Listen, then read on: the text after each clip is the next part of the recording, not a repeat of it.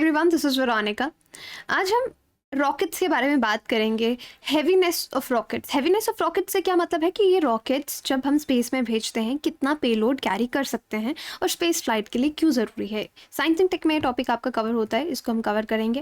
बाकी आपकी क्वेरी के लिए आप मुझसे कनेक्ट कर सकते हैं टेलीग्राम पे, because I feel together we can make a huge difference.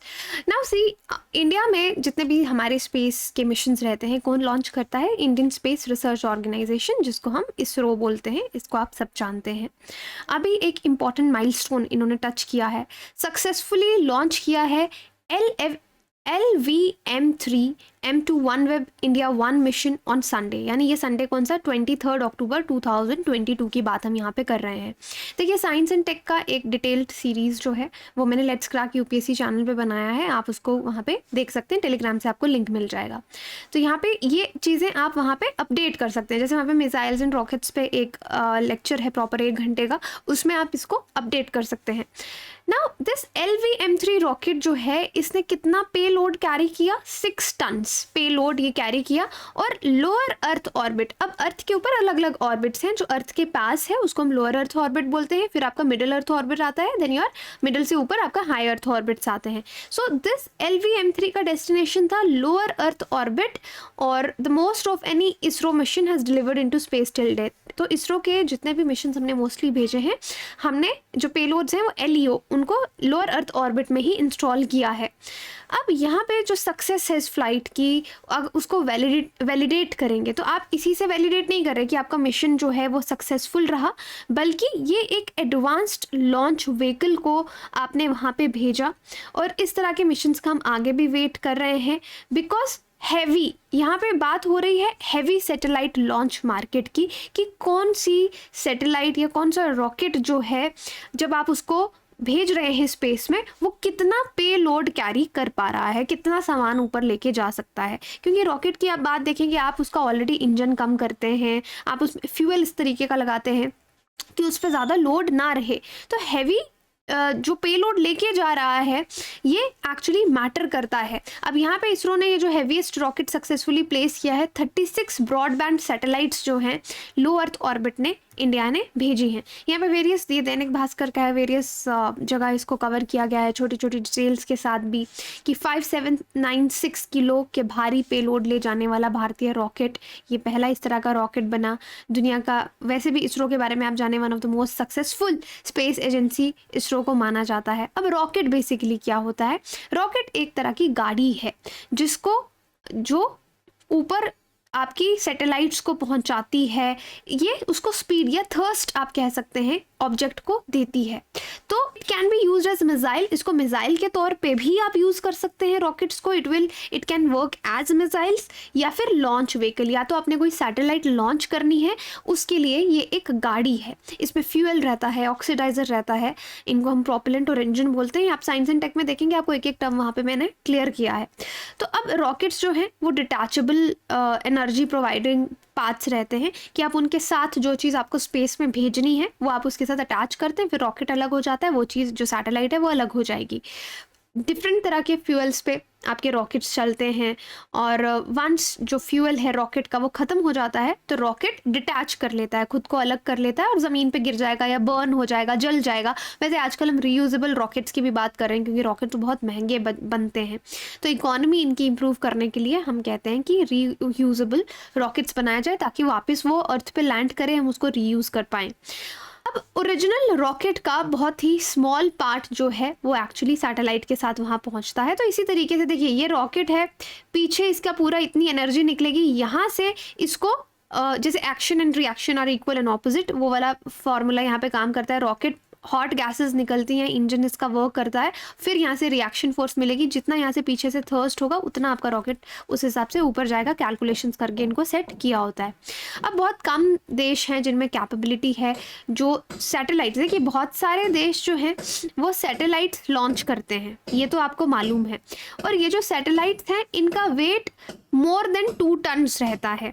बहुत सारी जो कंट्रीज़ हैं उन्होंने मोर देन 2 टन्स से ज़्यादा सैटेलाइट्स नहीं भेजी हैं आज तक।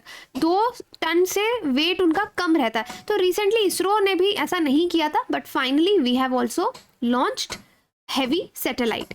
अब ये जो LVM-3 रॉकेट है इसको GSLV-MK3 पहले कहा जाता था, और अब इसका नाम आप देख सकते हैं ज़्यादा फेमस ये LVM-3 के साथ है।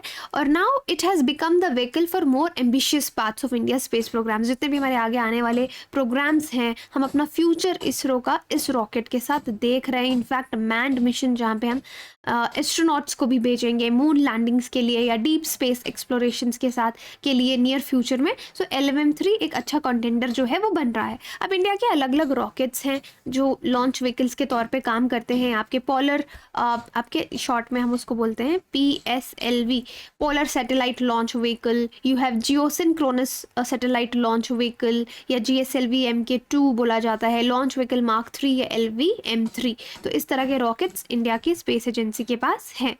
और PSLV अभी तक का मोस्ट कॉमनली यूज्ड है, जिसने अभी तक हमको 53 सक्सेसफुल मिशंस दिए हैं 1993 के बाद। 2 फ्लाइट्स थी PSLV की जो फेल हुई हैं, 53 आपके सक्सेसफुल मिशंस रहे हैं। GSLV की बात करें तो 14 मिशंस में इसको यूज़ किया गया है, और इसमें 4 इस तरह के आपके जो फेल हो गए, उनका एंड प्रॉपरली नहीं हो पाया, और मोस्ट रिसेंटली आपका फेल हुआ था अगस्त लास्ट ईयर में। LVM-3 5 बार इसको भेजा गया है, जिसमें आपका चंद्रयान 2 मिशन, और इसने भी अभी तक हमको डिसअपॉइंट नहीं किया है। तो अब हम जो RLV है उस पर भी आगे आने वाले टाइम पे फोकस करेंगे। RLV क्या है? रीयूजेबल लॉन्च व्हीकल, जिसके बारे में मैंने आपको बताया कि फिर से उसका रॉकेट लैंड कर जाएगा, उसको हम रीयूज़ कर पाएंगे। अब हैवी रॉकेट्स की बात करें, वर्ल्ड में अलग अलग कंट्रीज कौन कौन यूज़ कर रही हैं। एरियाना 5 यूरोप की हैवीएस्ट है। चाइना की हैवीएस्ट आप देख सकते हैं लॉन्ग मार्च, फाल्कन स्पेसएक्स का स्पेस लॉन्च व्हीकल नासा का लेटेस्ट है। तो ये डीप स्पेस एक्सप्लोरेशन के लिए इनको ऑलरेडी यूज़ कर रहे हैं।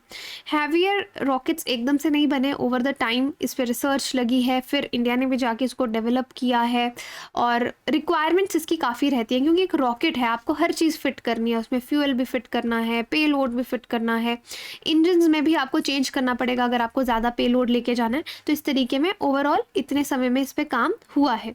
अब एरियाना 5 रॉकेट्स हैं, इनको इसरो ने बहुत ज़्यादा यूज़ किया है। जो भी हमारे हैवी पेलोड्स होते थे हम इस रॉकेट के थ्रू भेजते थे, और it has lift off 780 tons, और ये 20 टन पेलोड जो है लोअर अर्थ ऑर्बिट में ले जा सकता है, एंड 10 टन्स टू GTO। और फाल्कन हैवी रॉकेट्स जो स्पेसएक्स के हैं वो सबसे ज़्यादा पावरफुल मॉडर्न लॉन्च व्हीकल्स माने जाते हैं, जिनका वेट 1400 टन्स तक है लॉन्च टाइम तक, और ये भी पेलोड ले जा सकता है 60 टन्स तक। So that is really huge.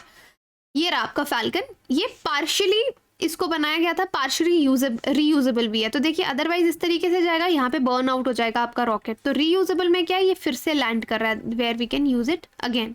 तो ये आपके हैवी लिफ्टर्स आ गए। अब इनमें देखिए, इनको बनाने में थोड़ा सा प्रॉब्लम रहता है इनका साइज़ का, क्योंकि आपको साइज़ में आपको फ्यूल भी देखना है, आपको पे लोड भी देखना है, तो आपको हर चीज़ बैलेंस करके चलनी है। एफिशिएंसी, अगर फ्यूल को कम कर रहे हैं या चेंज कर रहे हैं, एफिशिएंसी भी उसकी होनी चाहिए।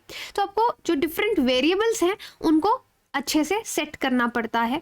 अब इसके लिए आपकी इंजीनियरिंग इनोवेशंस तो हो ही रही हैं फ्यूचर मिशंस के लिए, मल्टीपल ट्रिप्स के लिए। या तो हो सकता है कि हम अलग अलग रॉकेट्स इकट्ठे कोई चीज़ ना भेज के अलग अलग रॉकेट्स को भेजें, फिर स्पेस में जाके उसको असेंबल किया जाए। दूसरा पॉसिबिलिटी हो सकता है कि रिसोर्सेज जो ऑलरेडी मून पे या मार्स पे अवेलेबल हैं उनको यूज़ किया जाए। सो ये सब एक्सप्लोर करने के जो चीज़ें हैं वो इंजीनियरिंग में चल रही हैं, स्पेस एक्सप्लोरेशन में चल रही हैं। लेट्स सी दिन ब दिन इसमें आप देखेंगे टेक्नोलॉजी इंप्रूव होती जा रही है। आने वाला समय हमको बताएगा कितना आगे हम स्पेस एक्सप्लोरेशन में जा पाते हैं। बाकी आप अपनी प्रिपरेशन हमारे साथ आसान कर सकते हैं। इंडिया के बेस्ट एजुकेटर्स आपको यहाँ पे पढ़ा रहे हैं। अनअकैडमी सब्सक्रिप्शन के लिए आप मेरा कोड वीरो UPSC यूज़ कर सकते हैं। मेरा इन्वायरमेंट इकोलॉजी का कोर्स भी शुरू हो रहा है, आप कॉम्बो सब्सक्रिप्शन के साथ भी ले सकते हैं। अनअकैडमी ऑप्शनल सब्सक्रिप्शन बैच शुरू हो रहा है 10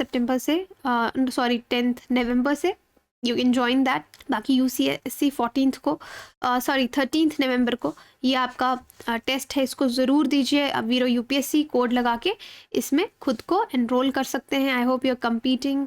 एंड EMI पे भी आप जा सकते हैं अगर आप EMI पे कोर्सेज लेना चाहते हैं।